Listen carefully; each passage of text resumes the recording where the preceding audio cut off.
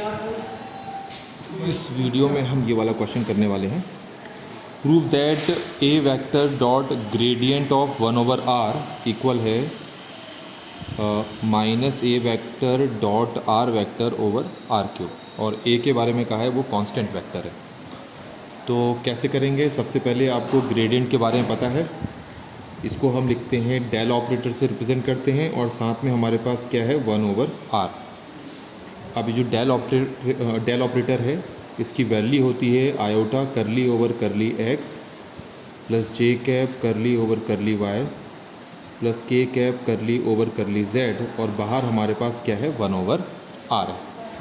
अब ये 1/r को इन सब से मल्टीप्लाई करते हैं, तो I cap curly over curly X 1/r plus इसी तरीके से होगा J cap curly over curly Y 1/r, और इसी तरीके से हम इसके लिए भी लिखेंगे। अब हमारा मेन फोकस होना चाहिए कि हमें इसकी वैल्यू फाइंड आउट करनी है।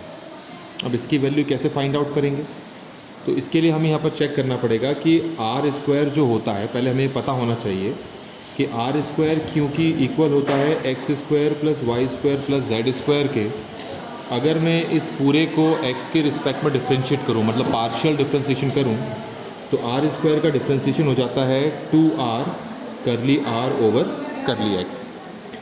एक्स स्क्वायर का डिफ्रेंशिएशन हो जाएगा 2x, और क्योंकि हम x के रिस्पेक्ट में कर रहे हैं तो इन दोनों का डिफ्रेंशिएशन 0, 2 से 2 कैंसिल हो गया, तो हमें यहाँ से करली r ओवर करली x की वैल्यू मिल गई है x/r। तो इसी तरीके से करली r ओवर करली y की वैल्यू मिलेगी आपको y/r, और करली r ओवर करली z की मिलेगी z/r। ये चीज़ आपको हमेशा ध्यान में रखनी है। अब यहाँ पर देखें ये चीज़ है।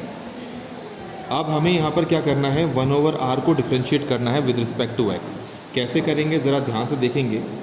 तो करली ओवर करली x 1/r के रिस्पेक्ट में डिफ्रेंशिएट करना है, तो या तो आप स्टेप बाय स्टेप कर सकते हो, डायरेक्टली भी कर सकते हो। तो 1/r का डिफ्रेंशिएशन होता है -1/r², और उसके बाद r का डिफ्रेंशिएशन होगा करली r ओवर करली x।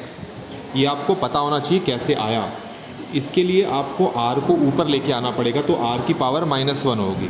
फिर r की पावर -1 को डिफ्रेंशिएट करोगे चेन रूल लगाकर, तो आपको कुछ ये आंसर यहाँ पर मिलने वाला है। अब आप देखें करली r ओवर करली x हम पहले ही निकाल चुके हैं, जो कि है x/r। तो यहाँ पर x/r रखेंगे तो हमें मिल जाएगा -x/r³। तो अब आप ये देखें, हमें करली ओवर करली x 1/r की वैल्यू -x/r³ मिल गई। तो इसकी वैल्यू है -x/r³, तो इसकी वैल्यू होगी -y/r³, और नेक्स्ट वाले की वैल्यू होगी -z/r³। तो ज़रा मैं यहाँ पर लिखता हूँ।